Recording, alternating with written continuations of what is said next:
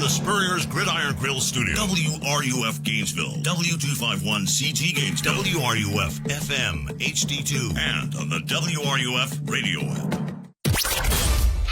It's the Sports Lab, presented by Rally House Gainesville, your one-stop shop for all your officially licensed game day apparel, right here on WRUF 98.1 FM, 850 AM, and on the WRUF mobile app. What you saw today was the build of a generation, inspired perhaps by that team that lost in 2010 in Vancouver to the Sidney Crosby golden goal in overtime. Or the team where TJ Oshie had all those shootout goals in 2014. That's when these guys were doing what you're doing, watching on TV. And they were young, and they were living the dream. So for all the young people out there, not just the hockey, but all the Olympics you've watched, those dreams are formed now. Go chase them and go get them. Because our country loves sports, and it brings us together unlike anything else.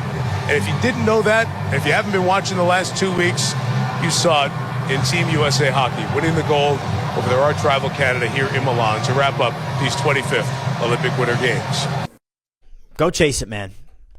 The American dream. It's whatever you want it to be. So go chase it. I don't think I could put that sentiment any better than NBC's legend Mike Tirico. Nate Bilgray, David Lopez hanging out with you here on the Sports Lab on this Victory Monday. And I don't just say Victory Monday for those listening locally here in Gainesville, but I'm talking a Victory Monday for America, for all of America, not just Gator fans, all of America. Men's hockey wins gold, beats the arch nemesis Canada. Men's and women's sweep, take home both of the gold medals, only the second country other than Canada to do that in the history of the Olympics. And David, I want to bring you in because, you know, there's been, the conversation around what it means to win a gold medal in today's world, in the political climate of the United States. It's been intense, man. It has been intense. And there's one side that is very much so you cannot separate what this country is from the results that happen in the Olympics. There's the other side that is just appreciate this moment. And the discourse was violent on Twitter. Yeah. So I just want to bring you in. Like, how did you feel watching America win that gold medal? Well, I'm obviously never going to root for Canada in anything. It's not like I wasn't obviously rooting for the U.S. And I don't think I gave much credence to the idea that you have to tie in what happens in American sports to what happens in American politics. Because to be honest, I'm kind of a meathead and all I think about is sports anyways. So that's not true. Do not discredit yourself. We just had a long conversation before the show about so many different things. You're not a meathead. You're an intelligent guy. I just pull my information from Twitter, dude. I'm a mouthpiece for whatever Twitter tells me to think, all right? But no, genuinely, your sentiment is 100% correct. And what Mike Tirico says should be something that people take into their hearts. Any young kid in the United States watching sports, maybe for the first time watching a Winter Olympics or any sort of Olympic event where the U.S.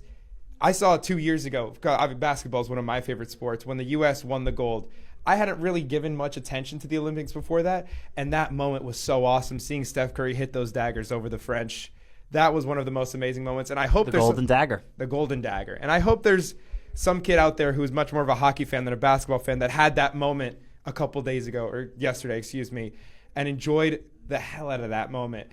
Because that's so inspirational. As a United States citizen, someone who enjoys watching sports at the same time, I think that's one of the most unifying moments you can have as a fan. Well, I think unifying, that's the word that everyone's looking for here. And Mike Tirico said it. America loves sports. And sports bring us together. And I'm not stupid. I'm not going to sit here and lecture you or anyone who's listening and tell you that sports is actually important in the grand scheme of things. Sports are very important to me. They're very important to David. They're excuse me. They're very important to you. There are so many things that are more important than sports in this world. And it's important that as sports fans, we have the cognitive ability to just step back and recognize that. But it's also important to recognize the togetherness that sports brings people. Why are you a sports fan, right? Why did you fall in love with sports? David, why did you fall in love with sports? Well, honestly, it's just been so ingrained in my life. One of my first memories is watching the '09 World Series in my grandma's basement. We're all in New Jersey. We're all Yankees fans. Yep. Watching them take down the Phillies. It's one of my earliest memories. And then another memory I had in the same room was watching the World Cup final in 2014, Argentina losing to Germany. It's just always been part of my life. And I think the fact that I tried out the Miami Heat Kidcaster competition when I was 10 and learned I love sports media just made it so much easier. It gave me so much access to sports that it was like the only thing I really did. Okay, but did you have like '09 World Series team, whatever it is, did you have a favorite player for any certain reason? Mark Teixeira. Why? Because my dad had a signed baseball from him and I really liked him because of it. There it is. That's what I was looking for right there. That little nugget that David Lopez just gave us. His dad, someone who David probably looked up to when he was a kid, had a signed Mark Teixeira baseball. So Teixeira, he wasn't the best player on the team. He was certainly a darn good first baseman and a great bat, too. Don't undersell Mark Teixeira. I'm not. But one of you're the not best switch hitters absolutely of the 2000s. Agreed. But you're not going to sit here and tell me that he was the best player on the '09 Absolutely Yankees. Of not. course not, because that team was loaded. But he was your favorite because of a ball that was signed by him that was owned by your dad. So he wasn't your favorite player because of what he did out on the diamond. He was your favorite player for a reason that is totally separated from the sport itself. And I think that's the point in a long-winded manner that I'm trying to get to here. We are all sports fans because of the stories that exist within sports. I'm a Knicks fan. I love Jalen Brunson, not because of how good he is. Unfortunately. Stop it. Stop it. Not because of how good he is, but because it's against all odds, because of the size, because he's smaller than everyone. He's not necessarily, his 40 time isn't as fast as everyone's. He's still good. You love the stories, and these stories bring us together.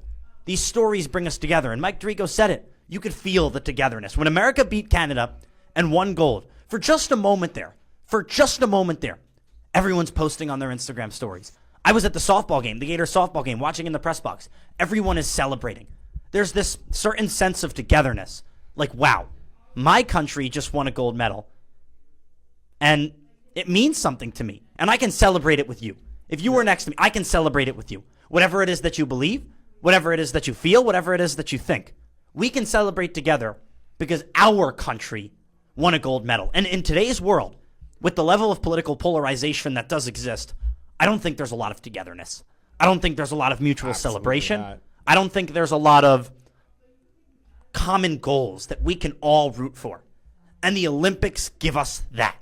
Now, if you had a sour taste in your mouth politically because of videos that were released after the game, fine.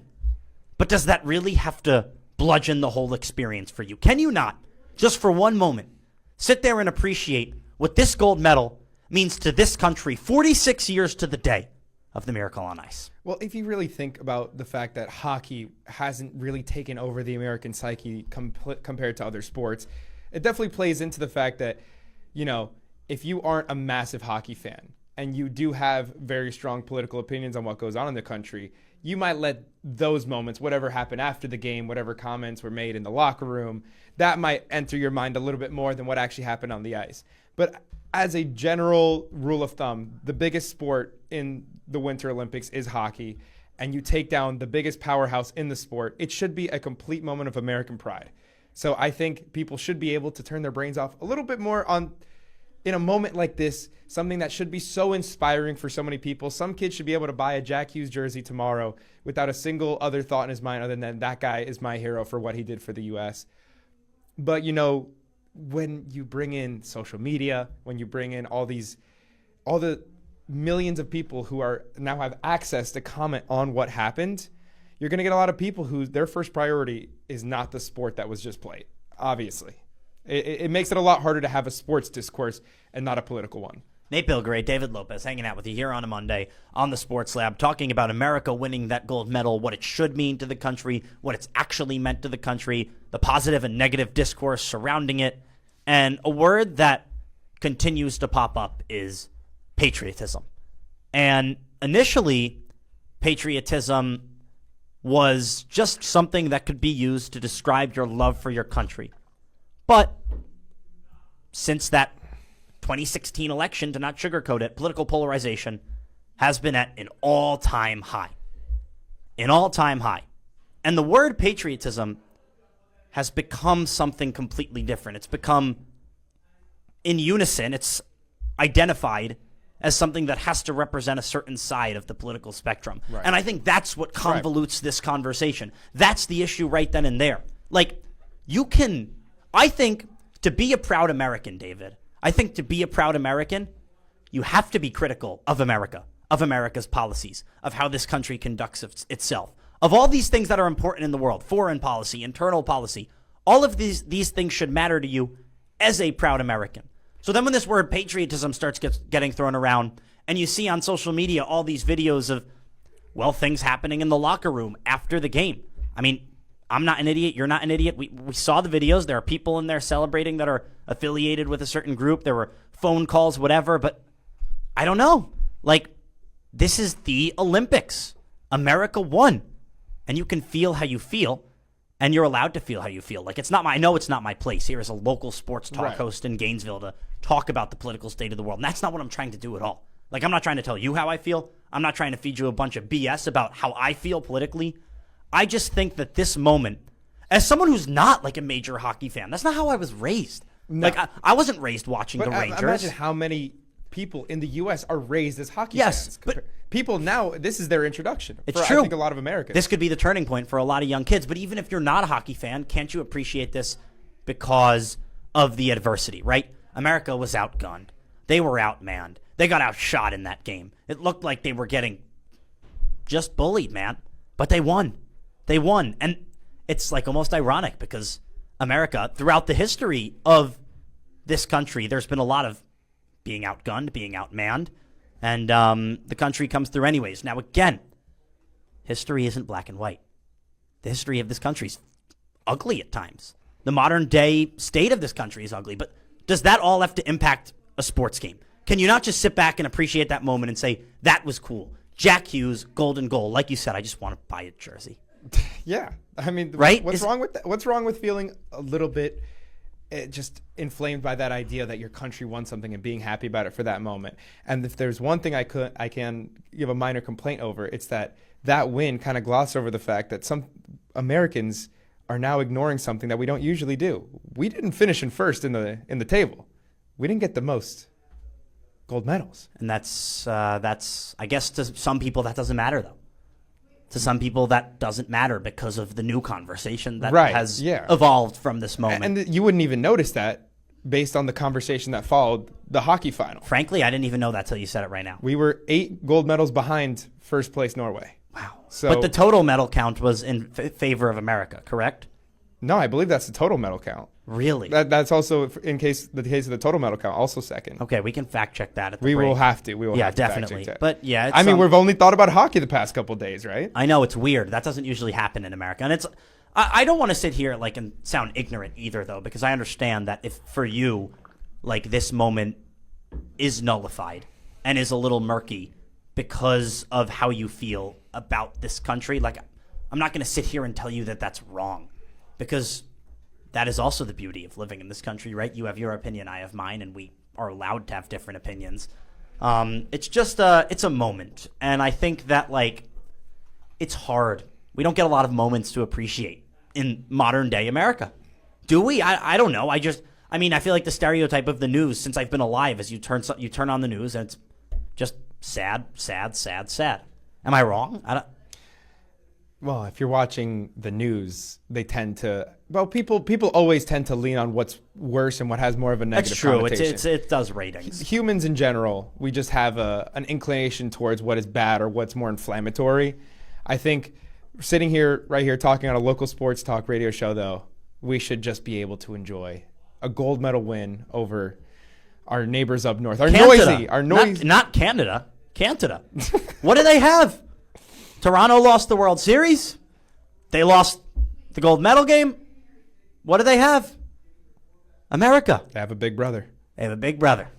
Red, white, and blue. Okay, now again, the Sports Lab, Nate Belgrade, David Lopez, hanging out with you. We're not here to lecture you, bore you, talk about politics. This is just a moment. This is a moment we should all be able to appreciate while also recognizing there are things that are happening right now that may be more important than this moment. But should that nullify the moment? No. Should that dissuade you from believing in the moment and believing in the power of unity and togetherness in sports? No, absolutely not. And as the great Mike Tirico said, if you've got a freaking dream, if you've got a dream, whether it's to be an Olympic hockey player, sports broadcaster, or whatever it is, you go chase it.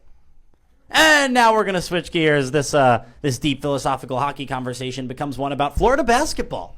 7th in the AP poll. Is that the right spot? Too high? Too low? Find out. Coming up here on the Sports Lab, presented by Rally House.